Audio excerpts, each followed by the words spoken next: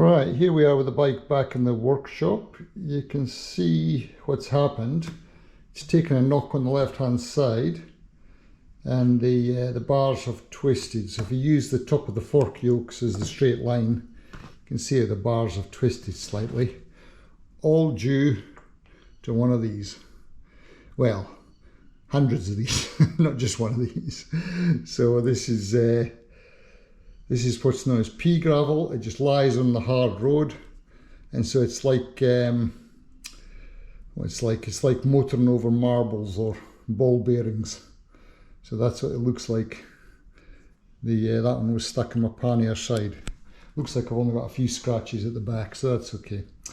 So the other thing I noticed actually when I was looking at this is you can see there the mirrors aren't quite high enough to clear the brake reservoir or the clutch, sorry not the clutch, or the choke lever. And so what I'm going to do is I'm going to get some extension pieces to raise them up a bit so I can fold them in better. Of course I didn't fold them in when I fell off, which didn't help, but you get the idea.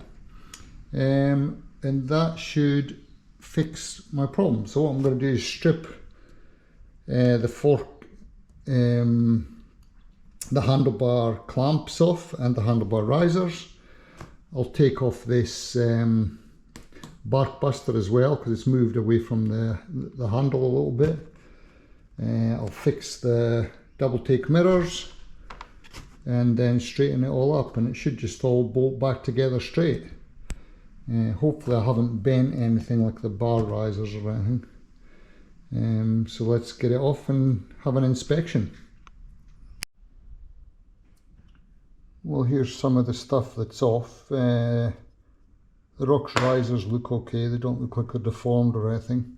The bark busters look okay, it just looks like it got twisted. Mirrors are okay. The ram ball mounts are interesting. They were very deformed when I took them off. And they've got some real big indentations, I don't know if you can see that. Big indentations where the mirror stem is supposed to clamp onto the ball. And they were almost, I won't say flattened, but they were very oval when I took them off. You can see there, it's not quite a ball anymore. So I'm wondering, the trouble with these as well is they haven't got nuts in them or anything. They're just, you have to grab them with your pliers. And you can see the mess I've made of that one. So I might think about, I think you can get ones called tough balls. I might have a look at them. So they're okay. There you go. Now I've got the handlebars out the way. You can see how the clamps, the handlebar clamps seem to be lying quite a bit off actually. They've been twisted quite a bit. So what I'm going to do is slacken the nuts underneath, and then I'll get the original handlebars to straighten up the clamps, and then I'll re-tighten them, and that should be everything square again. You can actually see how they've turned quite a bit, which is surprising to be honest. Anyway, if you bend your, if you come off your bike, it's probably your clamps move in your rubber mounts more than anything else. So I've got the right hand clamp loosened. There's actually quite a bit of play in the clamp itself, between the clamp and the bolt. It's supposed to be a hex fit. You can see there it's a pretty loose hex fit, to be honest. You have to take the tank off, or you get a very big socket and you come at it from the bottom up the back there, and then the sockets are way down, the handle, the ratchet handles are way down the bottom.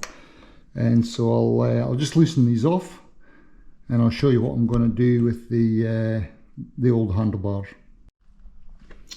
So this is why you don't throw away your old bars. So get the old, so my clamps are the old 7/8 obviously, and the fat bar doesn't fit that. So what I've done is I've clamped the clamps with the old 7/8 handlebar, and then I'll torque underneath to get the bolts tight, and then I'm guaranteed that the handlebars will be straight. And so that's an easy way to get your handlebar clamps aligned, is just get the old bar in place, tighten it down, and then tighten underneath with the nuts.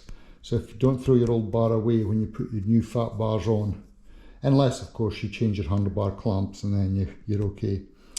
But this is a way of easily aligning my clamps. And there we are.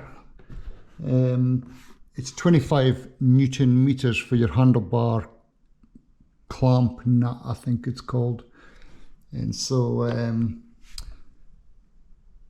I've torqued it right up to 25. This one I don't want to muck about with. I think it's a rubber mounting, to be honest, but I've got it torqued up to 25, so that should be pretty good. The Rox risers sit pretty close to the handlebar clamps, and so it's actually quite difficult. I tend to sit them forward like that, so which are basically touching the front bolt. And so what I tend to do is get the spacing about right. I don't know if you can see that. I get the front and rear space about is similar, with the Rox riser in the middle, and then I give the back bolt about half a turn and then slide it back and tighten the first one out. I tend to sit with my Rox risers almost sitting on that front nut, or as vertical as they can be.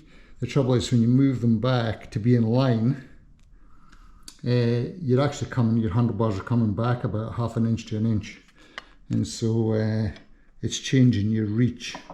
So I tend to move them as far forward as I can, which obviously starts to impede. You can see there how it's difficult to get into that nut, and that seems to work for me. So get the gap about right, slide them forward, get the gap about right, half a turn on the front one, and then finish tightening up on the back one. They're supposed to be about 23 Newton meters, these bolts, so I'll see if I can torque. Theoretically, if you torque one of them, the other one should be very similar. Anyway, we'll see how I get on. And here's another little issue. If you try and get in with a 1/2 inch socket, you can't, because you can't get it in there. So you have to get a 3/8 inch socket, and that gives you enough clearance just to get in. I didn't realise that would be the case.